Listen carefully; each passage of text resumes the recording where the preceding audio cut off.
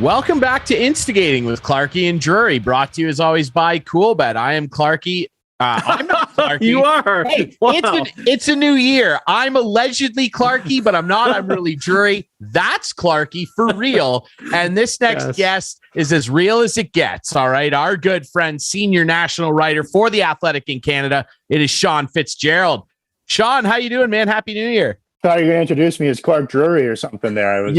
Sean Clark Drury. Yes, welcome to the program. I'm just happy to be called anything at this stage of the pandemic, man. Yeah, aren't we all? And I mean, what a weird time. I mean, it feels like we've gone back in time 2 years ago. It's just bizarre. Not a fun time. And obviously, the big story coming out of the holiday break was, of course, that the World Juniors gave it the old college try, but they eventually dropped out and had to cancel the tournament, which was really, really unfortunate because I'm sure like you, like me, Sean, for you, it's, you know, the highlight of the hockey season for me. I love the World Juniors, and to have Bailey's is the highlight for my holiday season, but yeah, you go. Yeah.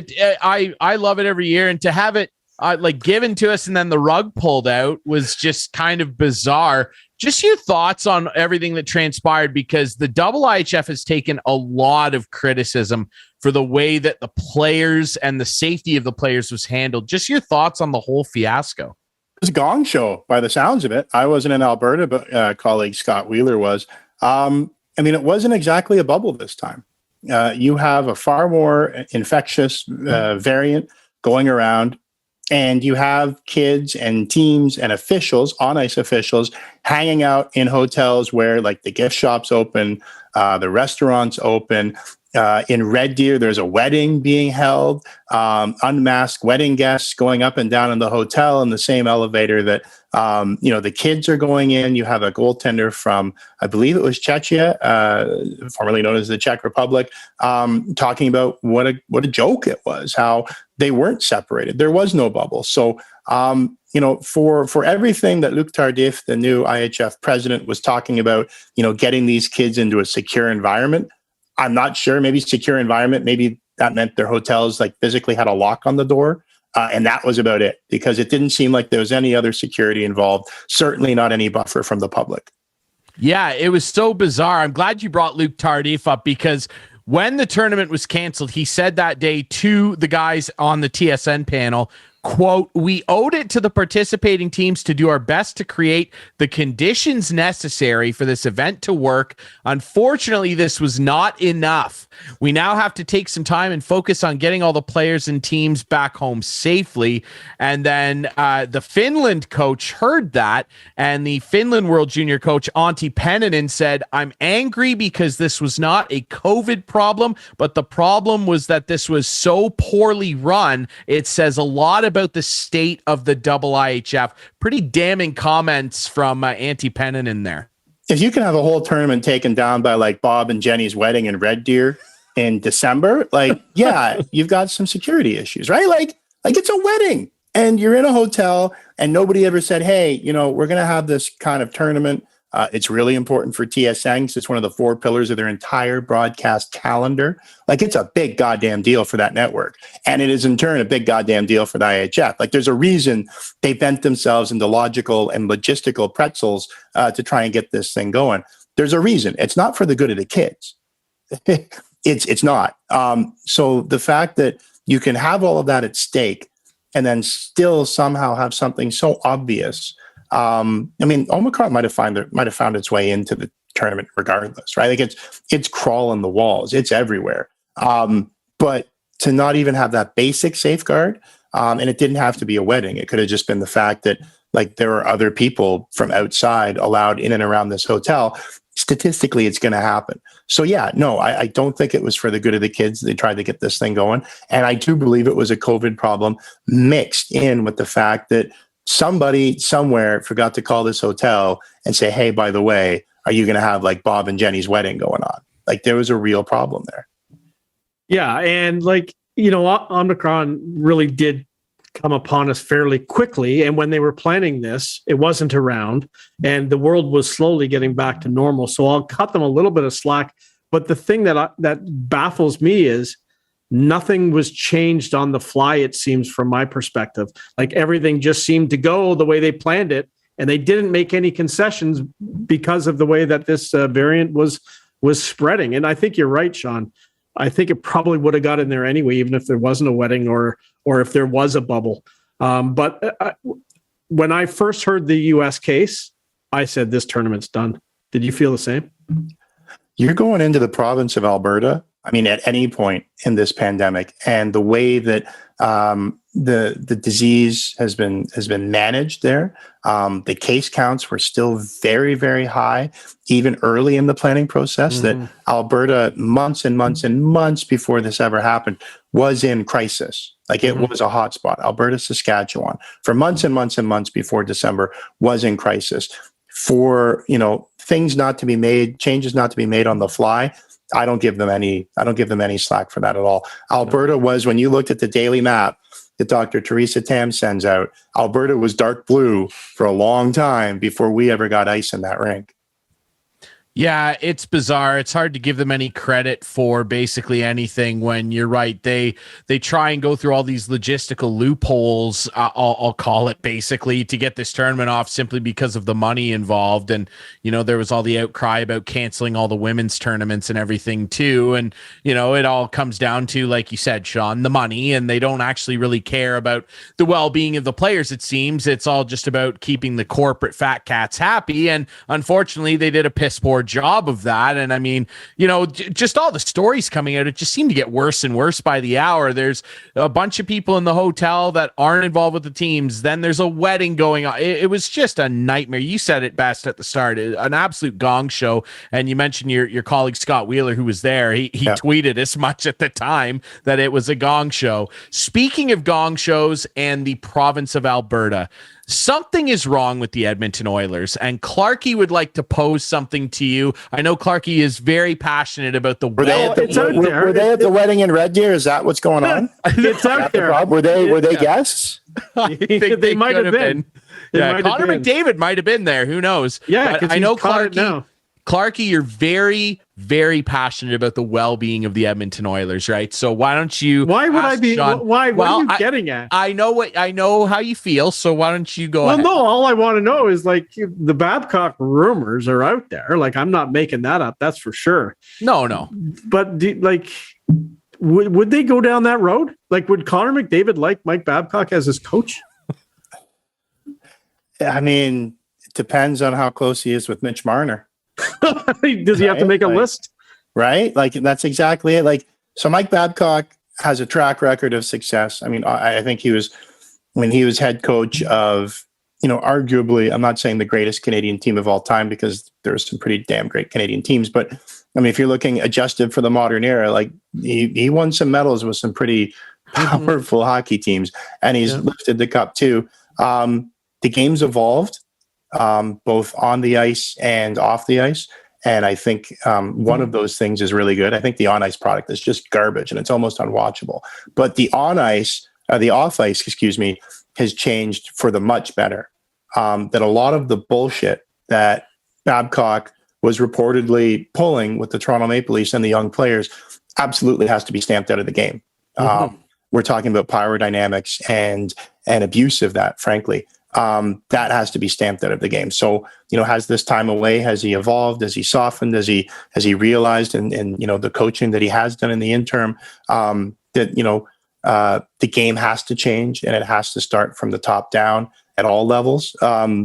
I don't know. I haven't heard him speak to that. I haven't heard any adjustment in his philosophy. I think what we all know of Mike Babcock and his history suggests that this is not a man who changes internal course lightly or easily or quickly. So I'd be really interested. I think that, there'd be some challenges there because he's a guy who's won at every level. Yeah. With Ken Holland.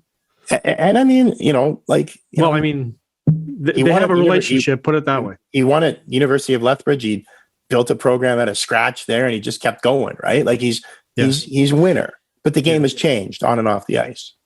Yeah. It seemed like he was a bully, like on and off the ice. Like the people around him didn't seem to like him either. Like, like the security guys, the PR guys, no one seemed to like the guy. Like think about all the Montreal Canadiens who said that they only, was it Steve Shutt's famous line that he only liked Scotty Bowman one day of the year, and that was the year they got their Stanley Cup ring? That's right. Exactly. Like for years and years, Yeah. for years and years, hockey, and I'm going to exclude Scotty Bowman here, but if you think back of all of the stories and all of those old books that we used to like to read, the guys that we celebrated then and those old stories, today we call sociopaths. Right? Eddie Shore hockey. Oh, yeah. Eddie Shore was a goddamn sociopath with the way he treated Well, people. what Punch Imlach? Punch Imlach traded Lanny McDonald because they didn't like the way they were getting along with Daryl, right? Like, so, I mean, shit changes, time changes.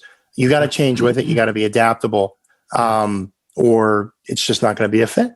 okay, but do you think the Edmonton would go down that road, or what? Do they do anything? Like, He's a not dude looking good. He's a dude from Saskatchewan. He's been coaching in the province next door. He does have a pretty impressive trophy case. I think name brand can work a lot.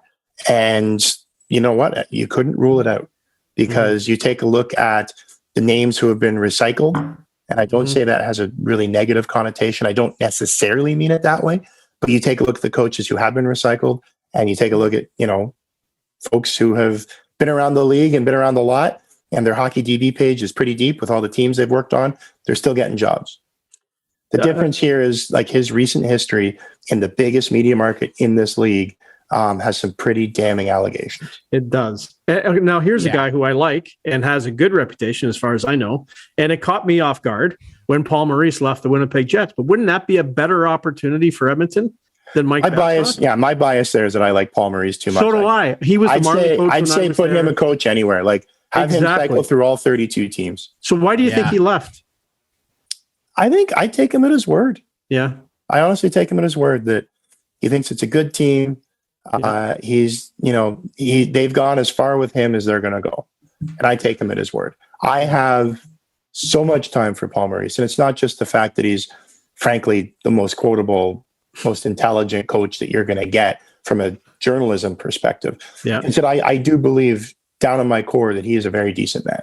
He is. He is. And as I said, he was the coach for the Marlies, then the Leafs, when I was there with Leafs TV. And I remember a meeting before the season with him where we wanted to do what a lot of teams have done, where we have the interviews on the bench during the game, like during a timeout. He goes, listen, why don't we do something different? Why don't we do an interview just when we're walking onto the ice?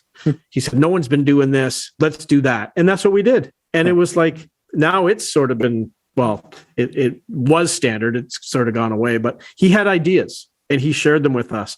And I would text him like at 5 to 7 on a 7 o'clock game when I was at Leafs TV, asking him for like, why is so-and-so not in the lineup? And he would get back to me. Like he cared. Right. And it was a good relationship. He's a solid guy and lived in Oakville, 2 minutes from where my parents lived, right down in Maple Grove. I can tell you that, I had an interview with him, a feature interview. We have a thing we call 20 questions, and it's a feature interview that we do at The Athletic. Well, I do. Mm-hmm. And, we're wrapping up the 20 questions. He's taking time out. They're in Vancouver. They're on a road trip. And, getting coaches during the season for something that, it's not life or death, the 20 questions. It's usually a bit of fun, right? And at the end of it, we're just talking, right? Like he's got kids who have gone off and they're really accomplished in academics. And we have 2 little kids downstairs, and one of them was kind of scuffling along. We're trying to get him interested in reading again, like in reading for fun. And, I'm talking to a coach of a National Hockey League team in the middle of an NHL season, and he's giving me advice. He's like, well, you know what we used to do, my wife mostly, but what you do is you take books and you don't just have them in the bookshelf in the kids' room. You scatter them around the house. So you have one maybe down by the breakfast nook, your breakfast table, one down in front of the living room TV, maybe you have one down in the basement. And you know what? Eventually, when they're sitting around, they're looking around, they might just pick it up and start flipping through. And that's what we did. And you know what? I'll be goddamned at work. Nice. So Paul Maurice helped us engage our eldest kid in getting reading again. And that's an NHL coach in an NHL season talking to a guy like, I covered him with the Leafs, but like he deals with thousands of people. Yeah. And he's taken time out and a genuine interest to offer a solution for something like that. Yeah. Yeah, he's a spectacular guy. I mean, he's got a sterling reputation. When he first became an NHL coach, at the time, he was the youngest NHL coach ever. I believe he still has the record. He was 31 years old when he... Yeah, he beat Gary Green by a bit, I think. Yeah. Gary Green was the previous one. And you look at the amount of games he's coached, the wins he has, the players that he's had an impact on, and you can't find anybody with a bad thing to say about him. And Mike Babcock seems to be. I know. That's what I'm saying. Here's a question for you. Does he speak French? Paul Maurice? Yeah. I'm sure if you gave him a summer, he could come back speaking French, Italian, and Spanish. So that's in the back of my mind too. Will he go to Montreal? I think you need to speak French. I don't know if he's bilingual. So there's a question right there, Sean. Like, and they've bandied about this a lot ever since Jeff Gorton got hired. Do you believe that it's the right thing for Montreal? And I mean, I'm not a Quebecer. I know that they hold their traditions in very high regard, and they should. They deserve that. They're the Montreal Canadiens. Do you think that that's the right thing for them, though, to still in this day and age maintain that the coach and or the GM or both need to speak fluent French? Because at times, and you could argue it now, they're ignoring some of the better candidates that could do the job potentially better that can't speak French. I don't know. I'm going to take it a step further, and I'm going to back it up about 7 decades. I would go so far as to say that every single player on that team should take a passing French lesson during the course of the season. Every single person in that organization should have some ability to converse. And I think that the head coach and the general manager, whoever's public facing, absolutely, it's an absolutely reasonable, and you could potentially argue necessary, that they speak French. So the Montreal Canadiens and Toronto Maple Leafs are, culturally important franchises. I'm going to argue that the Montreal Canadiens are, without exception, the most culturally significant franchise in the National Hockey League. And you could probably make an argument of all the major sports, of all the 4 major North American sports, excluding the English Premier League and the European soccer clubs, because that's a different conversation. Right. Culturally, the Montreal Canadiens are the single most significant pro sports franchise in North America. I'm comfortable in saying that. Canada and the US. You go back to 1950s, Maurice Richard is kicked out of the playoffs, and Clarence Campbell, the Anglo president of the National Hockey League, who suspended Maurice Richard, sits in the stands. And what happens? There's a riot. Is it about just the hockey? Fuck no. No, it is. In a lot of ways, like, the hockey sweater by Roch Carrier, the short story. Roch Carrier has said ever since he wrote it in the 70s that it's apolitical, but you can read through the lines. Like, what the Canadiens represent, both to the history and the fabric of Quebec and Quebecers, and Francophone Quebecers, is unshakable. And if you start messing with that, that franchise really does just become a colorful piece of laundry. You know what I mean? Like, that's just another bunch of dudes chasing a frozen rubber disc around the ice, and they show it in between car commercials. You strip that away, that's what it is. It's just, might as well be the Anaheim Mighty Ducks. Like, who cares? But right? could you keep Gorton as the president? Sure. Basically as the GM, but sure. hire you gotta have somebody. You gotta right? have somebody, not a figurehead. You gotta have somebody there who can be public facing. That's what I'm saying. And communicate with a significant, overwhelming majority, maybe even, of their fan base, with the title of general manager, sort of like Bobby Webster and Masai. Yeah, it can't be just a figurehead. It can't just be a ceremonial role. But yeah, like that's a hugely important part of life in Quebec. And to have a bunch of Anglos in there, or people who aren't, at least, maybe at the very least, you pledge that this summer I'm going to go into French immersion and I can come back and communicate. It's more than just a sign of respect. It's more than just language. It's connecting with the legacy and the importance culturally and otherwise of that franchise. There's no other team like it. Like that. Toronto Maple Leafs don't touch the Montreal Canadiens in terms of cultural significance. No. 31 or 32? Where do they stand? I can't remember. Is it where are they in the standings? The Canadiens? 31 or 32? Yeah. So that's not really relevant to what we're talking about, Clarkey. No, I just wanted to point that out again. Right? Oh, good. Yeah. It's worth pointing out. Is it? Yeah, because Toronto's not as culturally significant. That's good. Good for you, buddy. No, I agree with everything he said, Sean. I mean, I don't think I could put it better than that. I mean, that was impassioned. Like, they should play that on like the video board before games. We got to provide. Hey, that's the other thing they do really well is their game presentation. Oh, their game. It's not even nobody in sports. I'll say that too. Nobody in North American sports even touches the dude when they do the torch thing. It's over. It gets me fired up every time, and I'm not even a fan of the team. On that note, though, so there's a lot of rumors going around. Roberto Luongo's name getting tossed around. Danny Briere, Matthew Darche. There's a lot of potential candidates out there. Who do you think would maybe be best suited for that role, Sean? I love Roberto Luongo's Twitter feed. If he became that, I think that'd be great. Even if he just kept it as his. What was it again? Strombone 1? Strombone 1. You revive that and you start tweeting out as an executive with the Montreal Canadiens. Yeah, I mean, there's lots of candidates out there. There should be. But I do think, to the point about the difficulty and, getting folks that you're cutting down the potential field of candidates by limiting it to their bilingualism. Like, it's a lot of the same challenge of getting folks to come back to Canada, right? Like, to the Anaheim Ducks, like, I think Ryan Getzlaf probably has the best gig in all of hockey, because you're a superstar who makes millions when you're in the arena. And when the second you leave the parking lot, you're just a tall, balding, banker, real estate agent? Like, nobody knows who you are.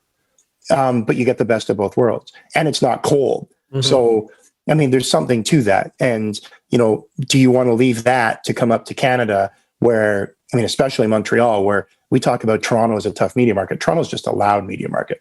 Montreal is a tough media market. So I can get why people might not want to go back and work there or work anywhere in Canada, frankly. And I think it really does take a certain personality to be able to deal with the fact that, you can't go to a restaurant.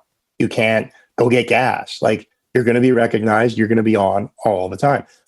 The trade-off there is that, if you do come back to Toronto, or, let's maybe more specifically Toronto than Montreal at this point, but, if you're an Ontarian or a Toronto kid and comes back and helps the Leafs win, like, you're going to be going to Chris Clark Secondary School 5 years after the Stanley Cup parade finishes. Yeah, that's the thing, right? And Montreal, like, the same thing times 10. Like, if you're a French Canadian kid and you come back and you win, like, imagine Vinny Lecavalier ended up as a Montreal Canadian instead of a Tampa Bay Lightning. No disrespect to his cup that he won in Tampa Bay, but if he's wearing the C and he lifts the cup, there's just nothing bigger than that. If the Canadians had drafted Denny Savard ahead of Doug Wickenheiser, and Denny Savard goes on and has that career and helps the Canadians continue their run of legacy, then yeah, he's one of the ghosts of the Forum, right? Like, absolutely. I think, it's just so important that you're able to connect with your full fan base. And Montreal is in a unique situation in North America, and the Canadians are such a bedrock foundation of that you can't mess with it. I was going to swear there, but I'm just going to say you can't. No, I absolutely agree. And I want to ask you as well, you mentioned how intense the media market is there. One of the things that was extremely intense was when the Montreal Canadiens decided to draft Logan Mailloux, which was arguably the most controversial NHL pick I've ever bore witness to in my time watching the game.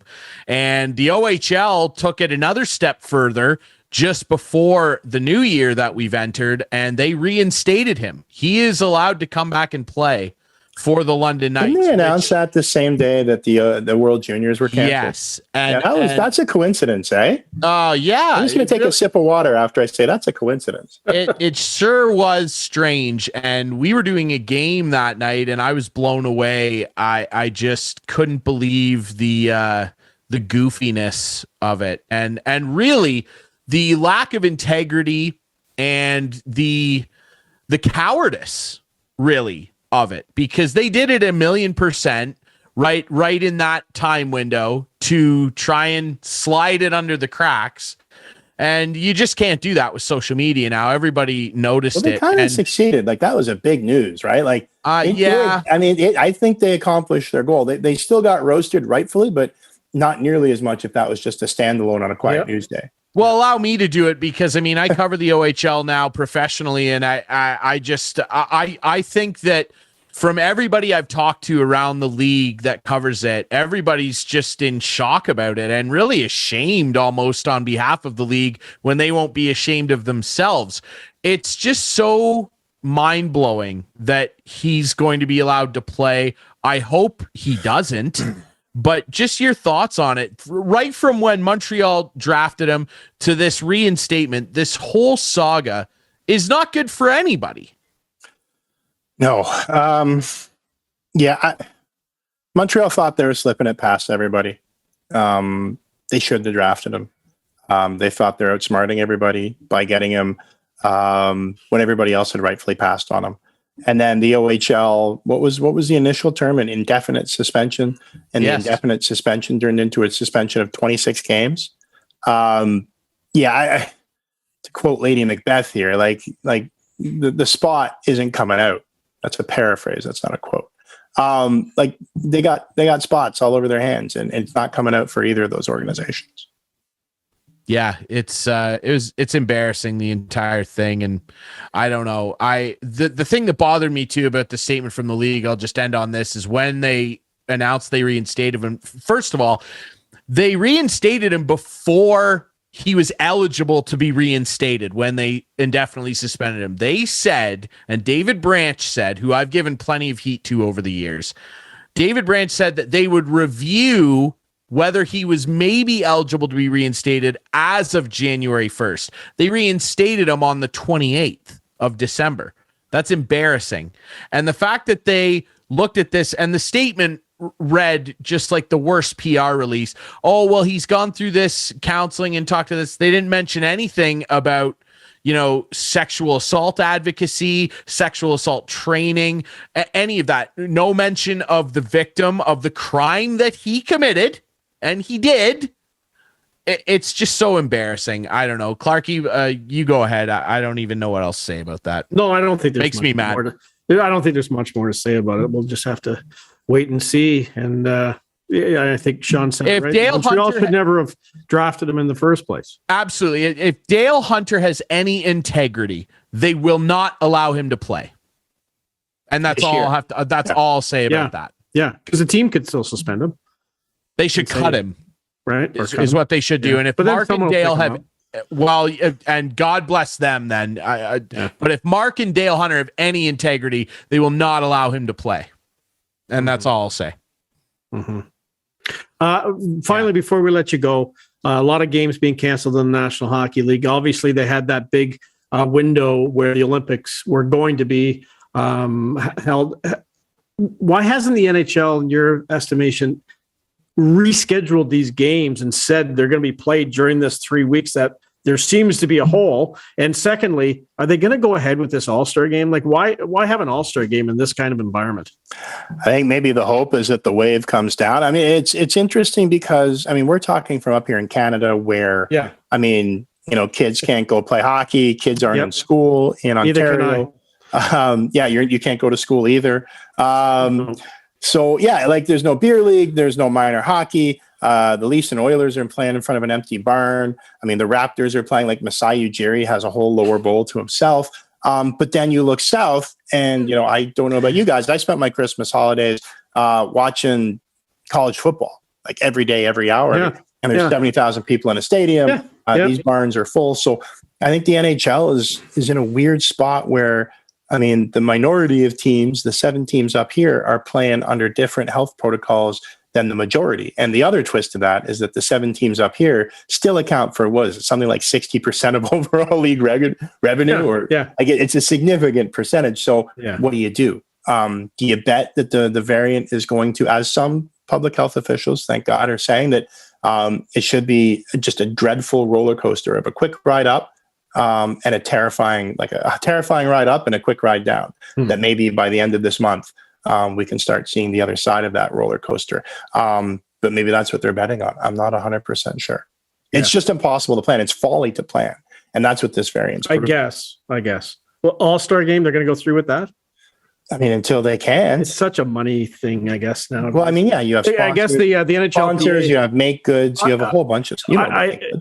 I just think there's going to be a lot of players who are going to balk at it, and I know we've had suspensions before, OV being one of them, Ryan. But I've heard that the NHL and the NHLPA will have a meeting this week sometime and talk about the All-Star game.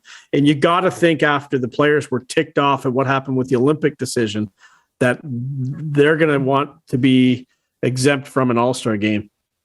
I mean, then you get into HRR, and if you lower, like if hockey takes a hit because you don't go to the All-Star game, then players don't make as much of that percentage either. So there is that, which doesn't apply to the Olympics. But yeah, I mean, at this point, it's almost like the Shawshank games.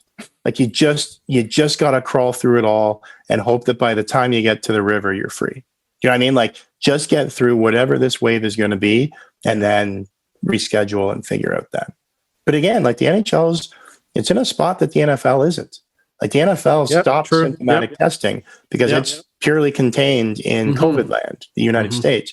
The NHL has to deal with the fact that it's a whole other sovereign nation up here, and we actually believe COVID's a real thing, and we treat it as such. So I'm sure that causes some administrative versions of groin pulls down there in New York. Yeah, I don't doubt it. I like the Shawshank reference too, my all-time favorite movie. Let's just hope we all end up like Red and we meet Andy on the beach at the end, because this is, like you said, it's been a wild ride up and down, Sean. The senior national writer for The Athletic here in Canada, our friend Sean Fitz-Gerald, one of the most passionate guys out there. Read his stuff on The Athletic and make sure that you read his book before the lights go out. It's available wherever you like to get your books. And hey, get your kids reading like Sean did. How about that? Sean, we really appreciate this, buddy. It's always great to hear from you, man. Glad you're well. Good luck with the kids and the virtual learning and all that stuff. And hopefully we're all back to playing beer league soon, eh? That's great. Thanks very much for having me. Be well. Stay safe, guys.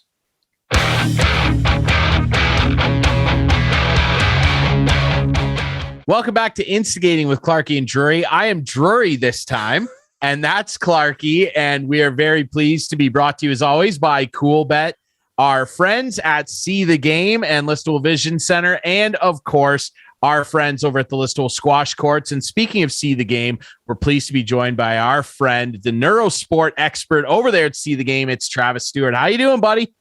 I'm doing good. How are you guys doing? We're doing well, my friend. Hope the holidays were good. Happy New Year. It's before we start, your hat. Okay. It looks awesome. Like Ryan and I will wear the hat if we get one, right? So you got some apparel. The See the Game hats. Who do we talk to over there? Why don't you go through your team and tell us who we should talk to over there? Yes. Well, we're currently getting them made right now, but once we have them, I'm going to get you guys a few hats. So we've got plenty of them to give out. Who do you have over there? Give us some of your team members. Oh, so all right. So yeah, our team members, we have Dr. AJ Saravanamuthu. That is our chief performance officer. He's kind of the head guy here. I am just one of the trainers, but I'm working my way up. But yeah, so he is a registered optometrist. He did his undergrad in kinesiology at the University of Waterloo, worked as an athletic therapist with a lot of basketball teams and a lot of other various teams, and then got his master's of optometry, and he specialized in sports vision and neurocognitive training. And Dr. AJ he'll be on our show at one point. We've talked to him. We've convinced him to come on. AJ will be on the program. Yeah. He was a little hesitant. He's not as big of a fan of this kind of stuff, but I think we have him convinced to do it. So that's good. He'll be on in later episodes. Good. But yeah, so he has a really good understanding of vision, the eyes, through his optometry degree, which makes him one of the main experts on our team. And then for me, I'm one of the trainers here. I'm doing my undergrad at Wilfrid Laurier University for kinesiology. And then I'm planning on doing my master's in neurocognitive training through the Masters of Kinesiology program. And then we work with a lot of vision therapists from Listowel Vision Care really closely to help us kind of with their expertise on the neuro rehab side of it. and then just applying their expertise to the sport context is what we're doing. So cool. That's awesome, man. And like, look at these.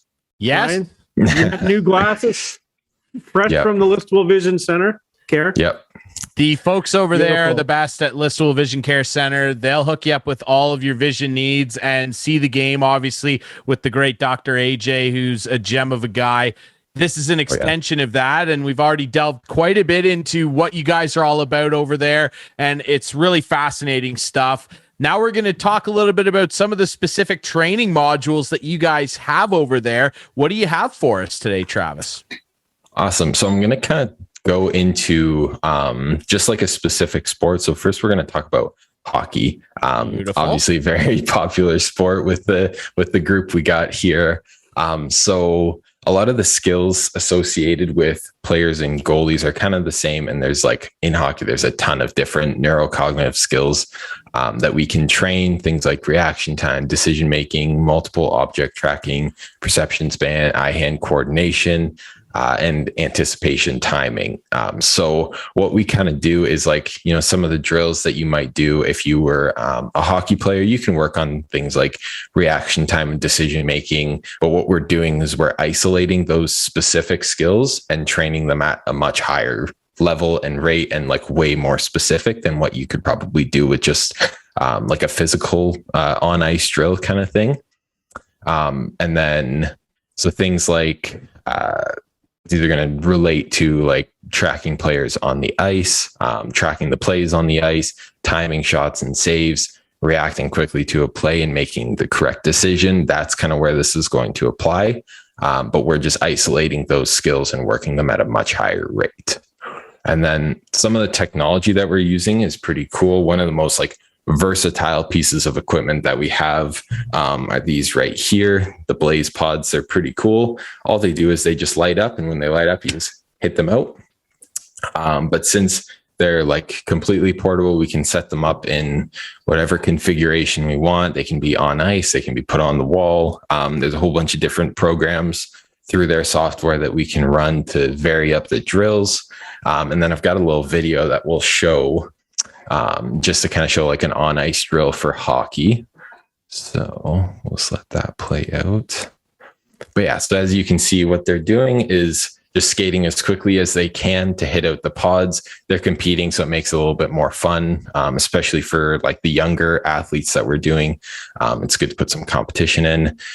This guy's just skating around. So this is working a lot on like scanning the ice. So being able to just like scan what's in front of you, react on that, make a decision, go over to that. And then same thing here. They're just competing to see who can get to the most pods.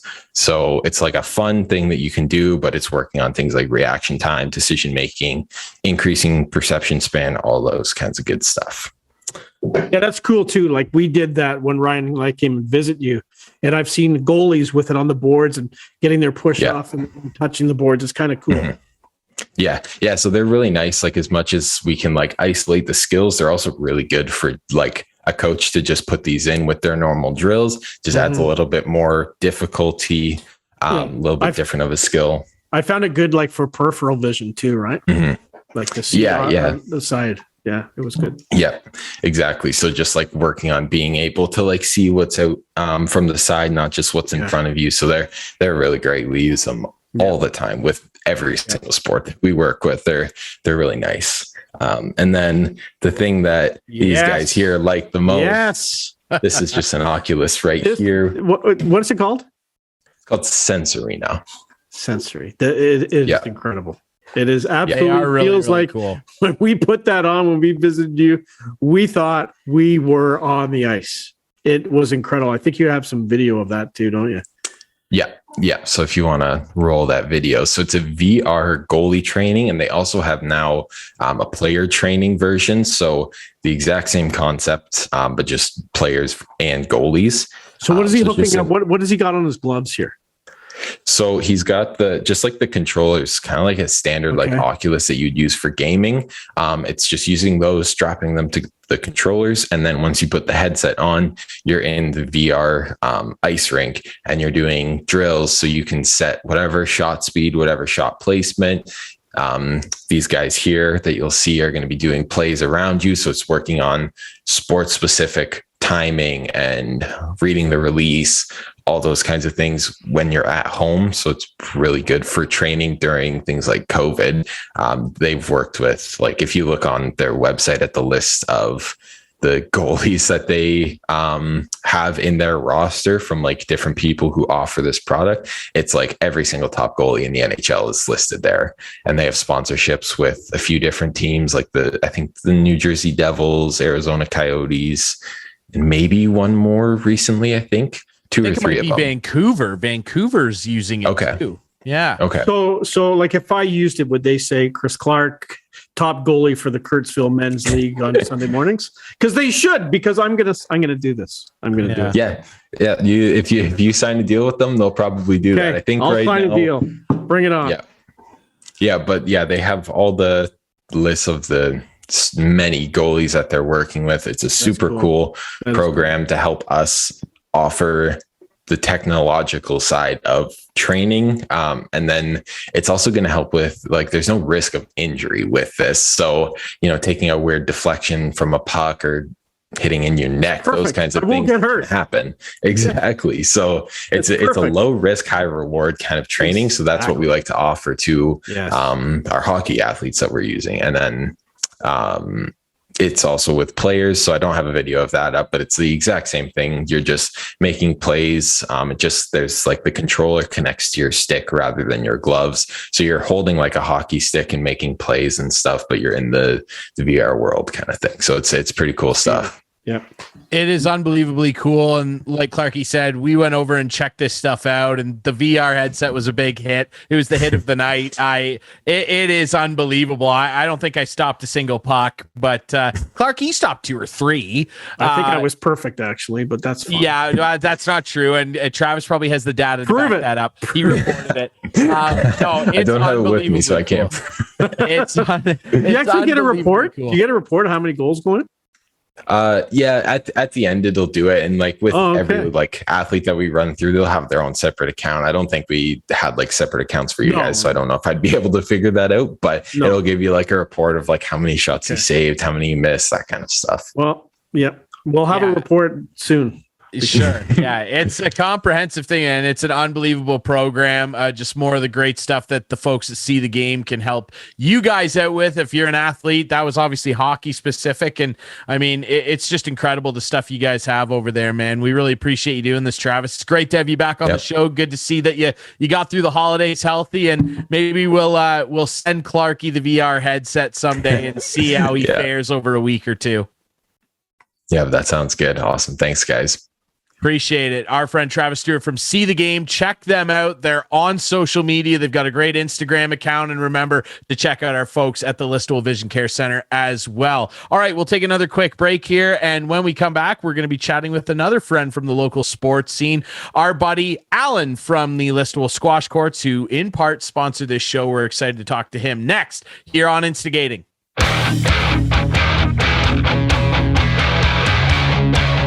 Back to wrap things up here on Instigating with Clarkey and Drury, our first episode of 2022. I'm Drury, that's Clarkey. We really appreciate our friend Sean Fitz-Gerald of The Athletic and Travis Stewart from See the Game for joining us on this week's episode. And we're pleased to be joined by another great friend of the show, the man himself, Alan Mcarthur of the Listowel Squash Courts, who, of course, is one of our great sponsors on this show, along with See the Game and CoolBet. Mr. Mcarthur, man, how you doing? Happy New Year.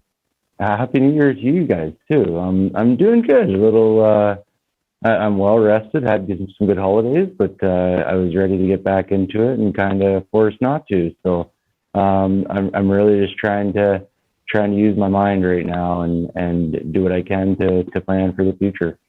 But yeah, how are you guys?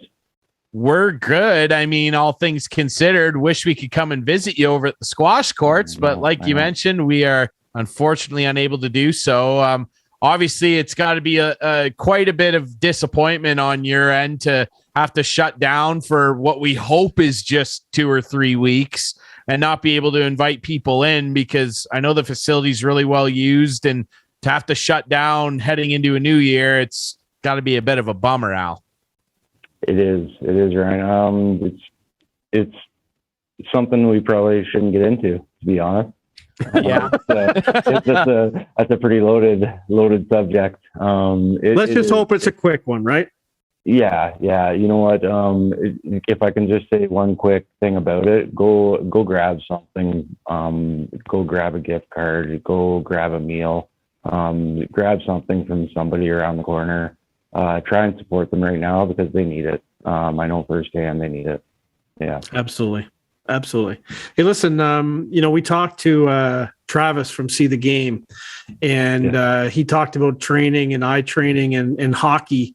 And then I started thinking and talking to you this afternoon, squash is a perfect game for something to give someone a complimented look at it, like a secondary sport, isn't it? Like hand-eye coordination, for instance. Yeah. Do you see that, Al?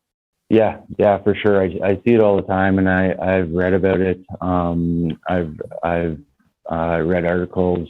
I had a meeting with Travis this afternoon, and we talked a bit about it. Squash being such a excellent secondary sport, it takes you away from whatever you're doing. If you're into baseball, if you're into hockey, if that's your primary sport. It really gives you an advantage off the ice or off the field with just forgetting about what you're doing. You get so wrapped up in the game. You're lunging, you're stretching, you're moving different parts of your body. You're not doing the same thing. They really actually stress about if I have a young family. I have a son who's a goalie, just like you, Chris. Hoping to do big things, right? Like we all are. But he's, I'm really trying to not get him on the ice for 12 months a year. I've read lots of things with people saying, you know what, you shouldn't be doing your primary sport all year, 12 months of the year. It's repetition. It's hard on you, and it doesn't really help you improve other aspects of your game. You kind of get in a rut and go your certain ways. So to hop in a court, I mean, it's excellent. You play, you get your aggression out. You work on your hand-eye at the same time. I find often if I have my son in playing squash regularly for a couple of weeks, he catches more balls. He's up and down a little better on the ice. You can really see the advantage to it for sure. Yeah, you can. I know firsthand. And like the things I do out there are sweat a lot and gasp for breath. And I think the more I do it, the more I'm at ease playing hockey and vice versa, right? The more it's all cardio at the end of the day. And squash is such a good cardio sport. It's incredible. Now let's just talk before we let you go. Yeah. The ladder, Jacob's ladder. Jacob's still on top. Who's in second? Who's in second now? Who is in second? It's been a little bit since. There's no question. Yes, come on. You know darn well who's in second, but there's a challenger coming. Yeah, ahead of you, Al. You've been falling. I hate to say it, but you've been falling. I know. So the problem with the ladder, in my defense, the problem with the ladder, as soon as the guy goes up above me, I drop one. Right. That's right. I was in 11th, and over a couple of days, I dropped to 17, and I hadn't played. Right? It was incredible. I couldn't believe it. My son, it blew my son's mind. He's like, "How does this even happen?" That's right. You got to play. You got to play. You got to play, and you got to challenge. So that's the thing. I'm back up there though. I'm 12th or 13th. Okay, good. Good to hear. So but there's a challenger I heard coming my way. Yeah, Greg Ford. He's gonna be the one for people to watch out for. He played Jacob. Took 4 games to play his match. Yeah. So, Jacob must not have had a good day. Yeah. It's no, Greg, I heard he's good, and he's good. We've talked a couple times. We just have to make it. Well, I guess we can't now, but when this opens back up, we'll be playing for sure. Yeah. At least I hit the break in second place. That's pretty good, right? Yeah, that's not bad. Yeah, hold on to it. I'm trying. I figure if I just keep playing Jacob, I'll stay in second. Yeah, that's right. That's great. Yeah, maybe that's how it works. It's like Clarkey and his Maple Leafs always in second place. Okay, cool. Always the bridesmaid, never the bride, eh, Clarkey? No, I'm just teasing you, man. Yeah. Alan, Anyway. we love having you back on, man. Sorry it's under these circumstances. Can't wait to get back over to the courts and hang out with you and watch Clarkey try and take down Jacob one more time. I'm excited for that, man. So keep your head up, and hopefully we'll see you soon. Awesome. Thanks so much. Yeah, you guys get in there as soon as we're open. Perfect. Absolutely, my friend. Right. Let's do it. All right. That's it from us for our first week back here in 2022 on Instigating with Clarkey and Drury. I'm Drury. That's Clarkey. We appreciate all our guests this week. Our buddy Alan Mcarthur, our friend Travis Stewart from See the Game, and of course, Sean Fitz-Gerald of The Athletic. We are brought to you, as always, by CoolBet, See the Game, and the Listowel Vision Care Center, and of course, Mr. Alan Mcarthur and the Listowel Squash Courts. Make sure to check them out as soon as they're back open, hopefully in a couple weeks.